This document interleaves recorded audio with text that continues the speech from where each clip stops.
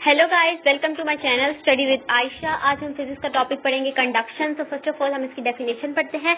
The mode of transfer of heat by the vibrating atoms and free electrons in solids from hot to cold parts of a body is called conduction of heat. Conduction में सबसे जरूरी बात ये होती है कि conduction सिर्फ solid में होती है, ना तो वो लिक्विड में होती है, ना तो वो गैसेस में होती है। इसकी एक्सप्लेनेशन पढ़ते हैं। The handle of a metal spoon held in the hot water soon gets warm. आपने ऑब्जर्व किया होगा कि जब आप कोई भी चीज को बॉईल कर रहे होते हैं, अगर उसके अंदर थोड़ी देर के लिए स्पून रख दें तो स्पून जो है वो बिल्कुल गर्म हो जाएगा। स्पून भी, उसका हैंडल भी गर्म हो जाएगा। क्यों? वो मेटल से बना है, उसके अंदर फ्री इलेक्ट्रॉन्स हैं। एटम्स वाइब्रेट करते हैं और वाइब्रेट करते करते वो हीट एनर्जी को एक जगह से दूसरी जगह ट्रांसफर कर देते हैं, और यही है conduction. But in the case of wooden spoon the handle does not gate warm. अगर आप देखें कि आप उसी पानी के अंदर एक वुडन स्पून को रख दें, वो गर्म नहीं होगा, क्योंकि ना तो वो मेटल से बना हुआ है, ना उसके अंदर फ्री इलेक्ट्रॉन्स हैं, और एटम्स वगैरह वाइब्रेट भी नहीं करते। So both of the materials have behave different regarding the transfer of heat. Both metals and non metals conduct heat, लेकिन नॉन मेटल्स भी बहुत लाइटली सी जो है वो हीट कंडक्ट करते हैं। Metals are generally better than conductors than non metals. In solids atoms and molecules are packed together. Solids में क्या होता है?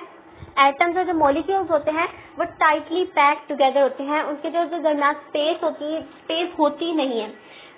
They continue to vibrate about their mean position. जब उनको मतलब वैसे भी अगर उनको हीट ना दी जाए तो फिर भी वो वाइब्रेट कर रहे होते हैं, लेकिन अगर हम उनको हीट दें तो वो अब इनकी जो वाइब्रेशन है वो ज्यादा तेज हो जाती है। द एटम्स और molecules present at the end begins to vibrate more rapidly. जब हम उसको हीट देंगे, they also collide with their neighbouring atoms और मॉलिक्यूल्स। अब जो एटम्स और मॉलिक्यूल्स स्टार्टिंग में थे, ठीक है, एक एंड पे थे, अब वो वाइब्रेट करना शुरू हो गए, अपनी हीट को ट्रांसफर करना शुरू हो गए। लेकिन जब उन्होंने अपने नेबर्स मॉलिक्यूल्स के साथ भी वाइब्रेट करेंगे, इसी तरह वो अपने नेबर्स मॉलिक्यूल्स के साथ भी वाइब्रेट करेंगे, और इसी तरह ये काइनेटिक एनर्जी पोजेस कर लेते हैं, ठीक है। In doing so they pass some of their energy to the neighbouring atoms और molecules during collision with them with the increase in the vibrations. These atoms or molecules in turn pass on a part of the energy to their neighboring particles. In this way, some heat reaches the other parts of the solid. इस तरह solid में heat transfer होती है। In this way, some heat reaches the other parts of the solid. This is a slow process and very small transfer of heat takes place from hot to cold parts in the solid. ये बहुत slow process होता होगा, ये खुद भी observe करें। जब आप एक स्पून, मेटल स्पून डालते हैं सॉस पैन में, और सॉस पैन को आपने स्टोव पे रखा हुआ है, तो वो और उसमें अपने वाटर बॉईल कर रहे हैं, तो जो चम्मच आपने उस पर रख दिया है वो बहुत मतलब थोड़ी ही देर बाद जो है वो गर्म नहीं होगा, बल्कि उसको थोड़ा टाइम लगेगा, और फिर वो जो हैंडल है वो मेटल स्पून का वो थोड़ा गर्म हो जाएगा। तो जो कंडक्शन है वो थोड़ा स्लो प्रोसेस है, लेकिन ट्रांसफर ऑफ हीट भी कंडक्शन में होती है।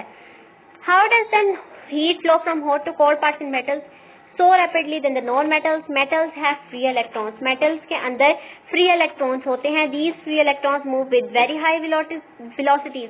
ये free electrons बहुत ज़्यादा तेजी से move करते हैं within the metal object. Metal object के अंदर they carry energy at very fast rate. ये बहुत तेजी से एक जगह से energy को carry करते हैं hot से, hot part से cold part की तरफ लेके जाते हैं object, जैसे मूव करते हैं। Thus, heat reaches the cold part of the metal object from its hot part much more than quickly than non-metals. So, all the metals are the good conductors of heat. सारे metals good conductors होते हैं heat के, यानी उसके अंदर से heat पास कर जाती है। The substances through which heat does not conduct easily are called bad conductors. वो सब्सटेंसेस जिनमें से हीट बहुत मुश्किल से पास होती है या बहुत थोड़ी पास होती है, उनको कहते हैं ये बैड इंसुलेटर्स हैं या बैड कंडक्टर्स हैं। वुड है, cotton, wool, glass, rubber are bad conductors of insulator.